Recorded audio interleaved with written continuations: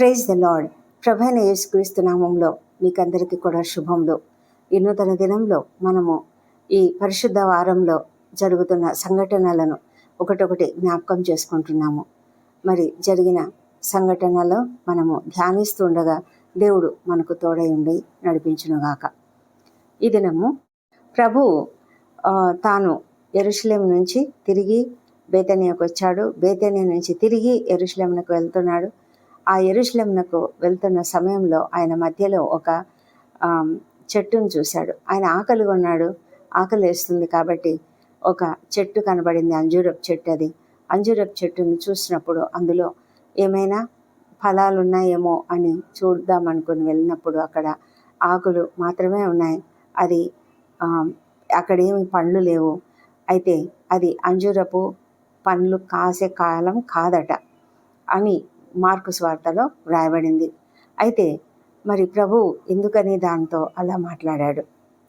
ఎందుకని అంజూరపు చెట్టును శపించినట్టుగా మాట్లాడాడు? యాక్చువల్గా అది శాపం అని లాగా లేకుండా ఇక మీదట ఎన్నటికీ నీ పండ్లు ఎవరునూ తినకుందురు అని చెప్పాడు. అయితే ఆయన యొక్క హృదయంలో ఆకలి అనేది అది ఆత్మీయమైనటువంటి ఆకలి. ఆయన ఆకలి యెరూషలేము, ఇశ్రాయేల్ దేశము. ఆ దేశంలో ఉన్నటువంటి ఎంప్టీనెస్, అక్కడ ఫలాలు లేవు, అక్కడ ఆత్మ ఫలము లేదు, అక్కడ ఏమాత్రము ఆత్మీయత లేదు. అది చూసిన ప్రభువుకు అది ఒక ఆకలిగా అనిపించింది. మరి తనకు అది కావాలి, అయితే ఇక్కడ ఏమీ లేదు అని అనుకున్నప్పుడు ఆయన ఎవరు కూడా జనరల్గా ఎవరు కూడా ఆ వేషధారులుగా ఉండకూడదు. ఫలించాలి, తప్పకుండా ఫలించాలి, ప్రతి ఒక్కరు కూడా ఫలించాలి అన్న ఉద్దేశంతో ఆయన చెప్పినట్లుగా మరి కొంతమంది థియాలజియన్స్ చెప్తారు. అంజూరపు చెట్టు సాధారణంగా ఇశ్రాయేలీలను సూచిస్తుంది. మరి అంజూరపు చెట్టు అలా ఖాళీగా ఉండకూడదు అనే ఉద్దేశంతో ఆయన చెప్పినట్లుగా అది ఒక జీవము లేని స్థితికి వెళ్ళినట్లుగా ఆయన చూస్తున్నాడు. అందుకే అది నిజంగానే ఎండిపోయింది.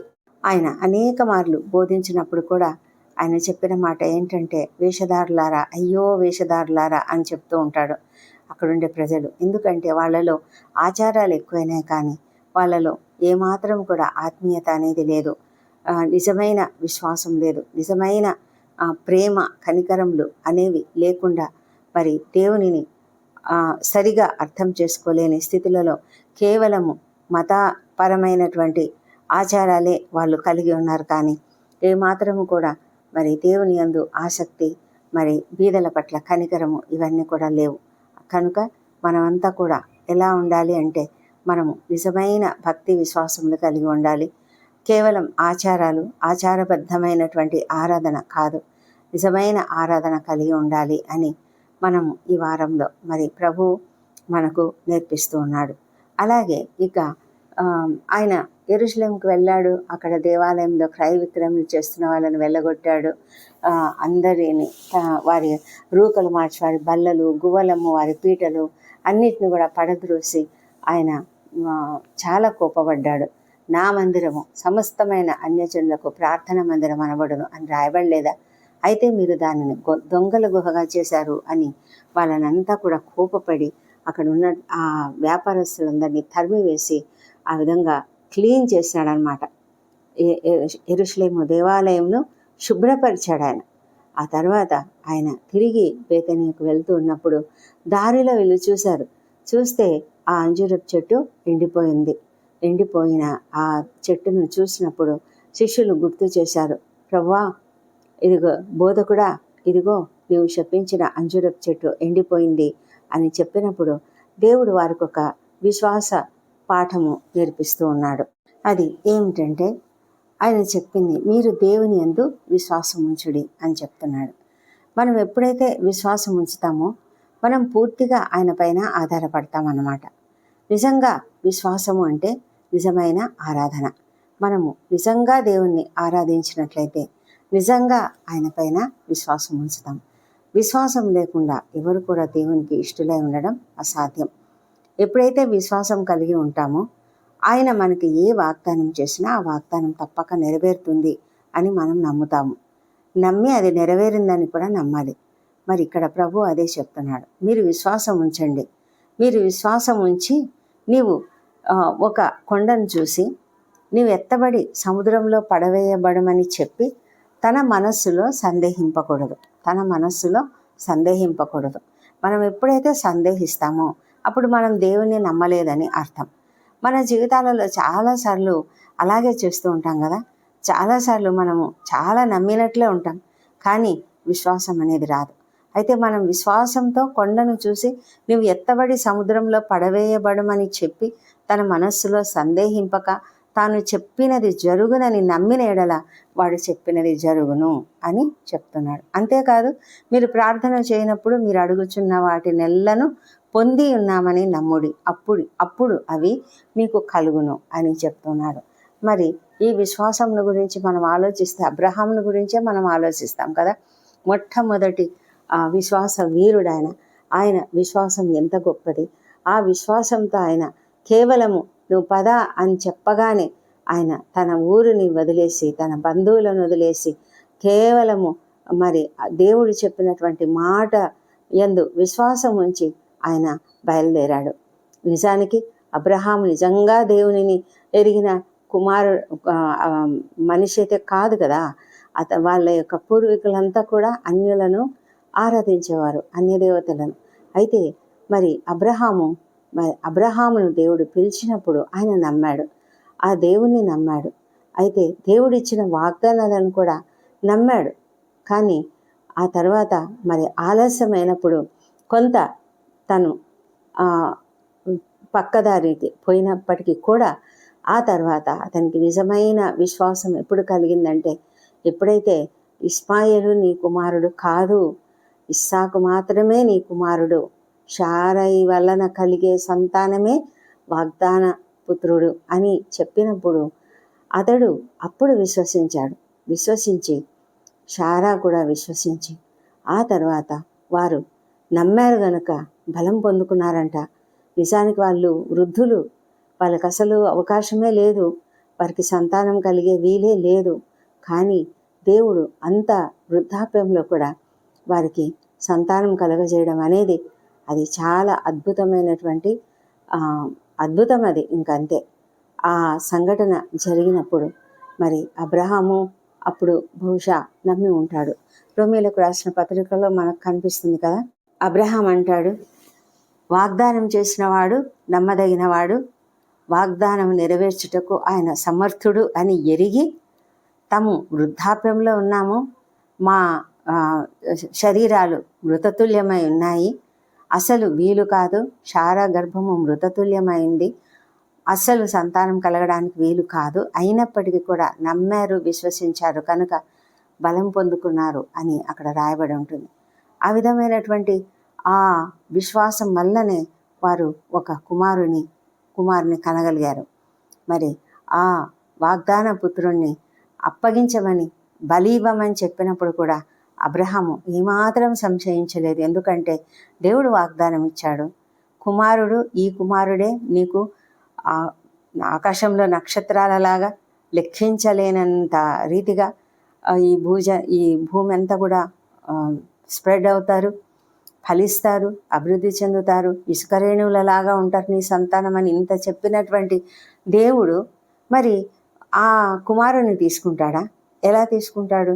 ఒకవేళ బలి అర్పించినా కూడా ఏం పర్వాలేదు, ఆయన తిరిగి నాకు ఇస్తాడు అనే ఒక గొప్ప నమ్మకం, విశ్వాసం అతనికి ఉంది. కాబట్టే అతడు మనసులోనే అంటే మానసికంగా అతడు ఆల్రెడీ ఆ ఇస్సాకును బలి ఇచ్చాడనమాట. దేవుని దృష్టిలో అతడు బలి ఇచ్చేశాడు. అందుకే దేవుడు అతనిని బలి ఇవ్వనివ్వకుండా ఆపివేశాడు. మరి ఈ దినాన మనం కూడా దేవుడు చెప్తున్నటువంటి మాట, మీరు ప్రార్థన చేయనప్పుడు మీరు అడుగున వాటినెల్లను పొంది ఉన్నామని నమ్ముడి అని చెప్తున్నారు. మరి ఆ విధంగా నమ్మగలుగుతున్నామా? మనం అనుకుంటాము, నాకు నా ఈ అనారోగ్యం పోవాలి ప్రభువా, నా అనారోగ్యం తీసివేయి అని అడుగుతాము. కానీ మళ్ళీ మరుసటి రోజు అదే పరిస్థితి ఉందనుకోండి, ఏమో దేవుణ్ణి అడుగుతున్నాను కానీ ఏమీ జరగడం లేదు, ఉద్యోగం రాకపోతే నేను దేవుణ్ణి ఎంతగానో అడుగుతున్నా కానీ ఉద్యోగమే రావడం లేదు అని చెప్పుకుంటాం. అంటే విశ్వాసంతో నాకు ఉద్యోగం వస్తుంది, నా ఆరోగ్యము బాగైపోయింది అని మనం మానసికంగా నమ్మినట్లయితేనే మనలో ఆ స్వస్థతను మనం చూడగలుగుతాము. మనం అడిగినవి పొంది ఉన్నామని నమ్మాలి మనసులో. అప్పుడే మనము పొందుకున్నట్లు మనకు. అందుకే మనం ఎప్పుడైతే మనసులో పొందుకుంటామో మనకు నిజానికి కూడా మన కళ్ళ ముందు కూడా అది జరుగుతుంది. ఆ విధమైన విశ్వాసం మనం కలిగి ఉండాలని దేవుడు మనకు నేర్పిస్తున్నాడు. ప్రభువైన యేసు తన చివరి ఈ దినాలలో కూడా, అంటే తను అప్పగింపబడడానికి కొద్ది రోజులు ముందుగా కూడా అనుదినము కూడా ప్రజలతో మాట్లాడుతూనే ఉన్నాడు. అనుదినము ఏదో ఒక రకంగా మనకు ఆయన బోధిస్తూనే ఉన్నాడు. మరి ఇలాంటి గొప్ప విశ్వాసాన్ని గురించిన లెసన్ మనకు ఈ దినం దొరికింది. ఎంతో గొప్ప సంగతి. అలాంటి విశ్వాసంతో మనం ముందుకు సాగడానికి మనకు దేవుడు సహాయం చేయాలని ప్రార్థన చేద్దాం. దేవుడు ఈ కృపావార్తను దీవించునుగాక. ప్రార్థించుకుందాం. పరిశుద్ధుడైన దేవా, సర్వశక్తిమంతుడా, నీకు వందనములు, స్తోత్రం నాయన. మా ప్రభా, ఉదయ కాలంన నీ సన్నిధిలో ప్రార్థిస్తున్నాము. మా ప్రభా, మా ప్రార్థనలన్నీ మీరు అంగీకరించమని వేడుకొంచున్నాము. మా జీవితాలలో నీవు మాకు ఇస్తున్నటువంటి అనేకమైన బోధనలను, అనేకమైన పాఠములను బట్టి మేము నీకు ఎంతగానో స్తుతులు చెల్లిస్తున్నాము. దాన్ని మేము గ్రహించడానికి మాకు హృదయం తెరవండి. విశ్వాసం కలిగి ఉండడానికి సహాయం చేయండి. మా ప్రభానైనా విశ్వాసంతో మేము మాట్లాడినప్పుడు తప్పకుండా జరుగుతాయని ప్రభువు చెప్తున్నాడు. నమ్మాలి. మా హృదయంలో అలాంటి విశ్వాసం కలుగజేయండి ప్రభానైనా. మరి అబ్రహాము ఎంత చక్కగా విశ్వసించాడో అదే విధమైన విశ్వాసం మాకు కూడా దయచేయమని ప్రార్థిస్తున్నాం ప్రభా. మా తండ్రి దేవా, విశ్వాస వీరులు అనేక మంది ఉన్నారు దేవా ప్రభా. బైబిల్ గ్రంథంలో ఉన్నారు. అదేవిధంగా మరి అనేక మంది బోధకులు, సేవకులు, మరి స్వార్థికులు ఎంతో మందిని మేము చూస్తున్నాం. విశ్వాసముతో ముందుకు సాగినటువంటి అనేక మందిని చూస్తున్నాం ప్రభా. మా తండ్రి, వాళ్ళు విశ్వాసంతో ప్రార్థించి నువ్వు చేస్తావని నమ్మకంతో వారు ఎదురు చూశారు మా ప్రభా. మరి అలాంటి కనిపెట్టి ఉండగలిగే కృపను మాకు దయచేయండి.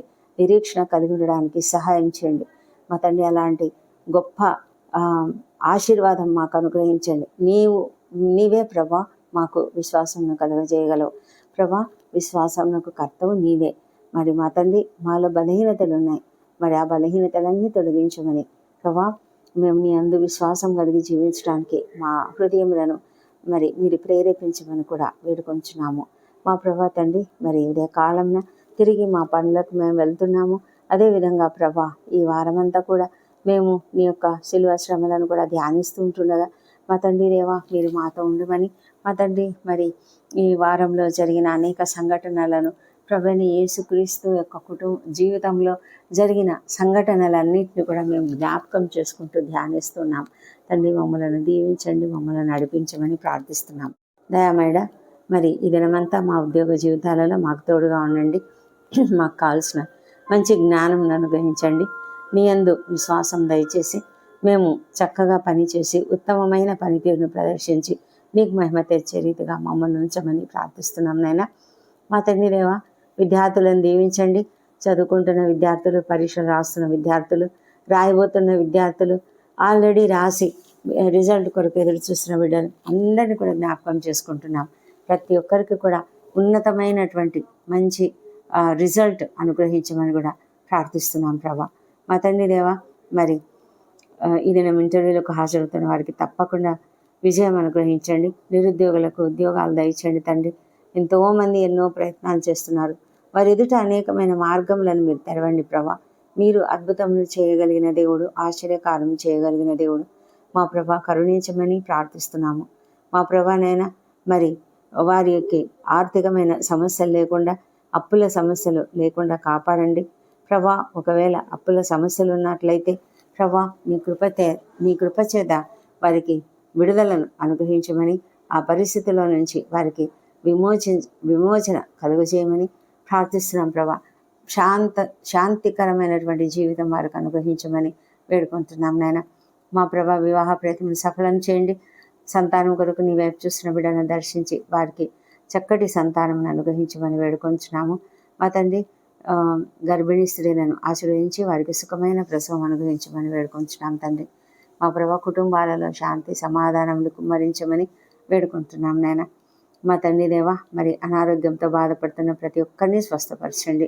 ఎంతో భయంకరమైన వేదనకరమైన పరిస్థితులలో అనేక మంది ఉన్నారు. కిడ్నీలు ఫెయిల్ అయినటువంటి వారు, మా ప్రభా తండ్రి లివర్ ప్రాబ్లంతో బాధపడుతున్నటువంటి వారు, తండ్రి ప్రభా మరి గుండె సంబంధిత వ్యాధులతోనూ బ్రెయిన్ సంబంధిత వ్యాధులతోనూ మా తండ్రి ఇంకా అనేకమైన రకరకాల లంగ్స్లో ప్రాబ్లమ్స్తో ఉన్నారు తండ్రి. దయ ఉంచండి, స్వస్థపరచమని ప్రార్థిస్తున్నాము. నీవు ముట్టి స్వస్థపరచమని వేడుకొంచున్నాం. ఎవరెవరైతే ఇంకా నిన్ను తెలుసుకోలేదో, నిన్ను అంగీకరించలేదో అలాంటి వారు వ్యాధిగ్రస్తులుగా ఉన్నట్లయితే వారు వెంటనే నీ దగ్గరకు వచ్చినట్లుగా సమస్యలలో కొట్టుమిట్టాడుతూ ఎంతోమంది నాయన నీ వైపుకు వస్తున్నారు. నీ దగ్గరికి వస్తుంటుండగా తండ్రి వాళ్ళను కరుణించి వారికి సహాయం చేసి నైనా వాళ్ళను లేవనెత్తమని ప్రార్థిస్తున్నాం నాయన. మా ప్రభా తండ్రి ఎవరు కూడా విడిచిపెట్టబడకుండా మా తండ్రి ప్రతి ఒక్కరు కూడా నిన్న ఎరిగి జీవించడానికి ప్రభా మరి రాకడ త్వరగా ఉన్నది నాయన. ప్రతి ఒక్కరు కూడా సిద్ధపడడానికి సహాయం చేయండి నాయన. సిద్ధమైనటువంటి మనసులు కలిగి తండ్రి ప్రభా ప్రతి ఒక్కరు నిన్ను స్వీకరించడానికి, నిన్ను అంగీకరించడానికి సహాయం చేయండి. వారి హృదయాలలో నాయన మీరు ఆ మార్పును తీసుకురండి ప్రభా. గ్రహింపును అనుగ్రహించండి ప్రభా. గ్రహించగలిగే హృదయాన్ని వారికి అనుగ్రహించమని ప్రార్థిస్తున్నాం తండ్రి. ప్రభా సర్జరీలో గుండా వెళ్తున్న బిడ్డలను దీవించి వారిని అందరినీ కూడా స్వస్థపరచమని తండ్రి క్షేమంగా ఆ యొక్క సర్జరీ ముగించుకోవడానికి సహాయం చేయమని, శక్తిని బలంనిచ్చి త్వరగా కోలుకోవడానికి సహాయం చేయమని ప్రార్థిస్తున్నాం ప్రభా. మా తండ్రి దేవా, ఎంతోమంది రిపోర్ట్ల కొరకు వెళ్తున్నారు. ప్రతి ఒక్కరికి కూడా మంచి రిపోర్ట్ అనుగ్రహించమని వేడుకొంచున్నాం ప్రభా. మా తండ్రి ఎంతోమంది న్యాయ పోరాటాలు చేస్తున్నారు ప్రభా. ల్యాండ్ సమస్యలు, కోర్టు సమస్యలు, అనేకమైన సమస్యలతో కొట్టుమిట్టాడుతూ ఉన్నారు. మా ప్రభా వారి పట్ల మీ యొక్క కృపను చూపించి వారి పక్షంగా మీరు వ్యాజ్యమాడి తండ్రి ప్రభా వారికి న్యాయం జరిగించమని ప్రార్థిస్తున్నాం తండ్రి. తండ్రి నీవు దయగల దేవుడవు ప్రభా, కృప చూపించమని వేడుకొంచున్నాము దేవా. ఉద్యోగ జీవితాలలో సమస్యలు ఎదుర్కొంటున్న ప్రతి ఒక్కరిని దీవించండి. వారి పరిస్థితులన్నీ మార్చివేయండి ప్రభా. అధికారుల మనసులను మార్చండి, పరిస్థితులను మార్చండి, కొలీగ్స్ మనసులు మార్చండి ప్రభా. ప్రతి చోట కూడా నేను సంతోషము సమాధానం అనుగ్రహించమని వేడుకుంటున్నాం తండ్రి. ప్రపంచమంతటా శాంతి సమాధానం అనుగ్రహించండి తండ్రి. మా దేవా ప్రభా, మరి ఈ యొక్క యుద్ధ వాతావరణం తొలగిపోనట్లుగా సమాధానమును కుమ్మరించమని ప్రార్థిస్తున్నాము. మా తండ్రి యెరూషలేమును దీవించండి. వారి నగరులలో క్షేమము, వారి ప్రాకారంలో నెమ్మదిని దయచేయండి. ఇశ్రాయేల్ దేశంలో దీవించండి ప్రభానైనా. ప్రతి పరిస్థితి మరి నీవు ఇన్వాల్వ్ అయ్యి ప్రతి పరిస్థితిని బాగు చేయమని కూడా నిన్ను ప్రార్థిస్తున్నాం ప్రభా. ఎంతోమంది అమాయకులు ప్రాణాలు కోల్పోతున్నారు, ఆస్తులు కోల్పోతున్నారు, భయంకరమైన పరిస్థితులు అనుభవిస్తున్నారు తండ్రి. దేవా కృప చూపించమని నిన్ను బ్రతిమాలి అడుగుతుంటున్నాం నాయన.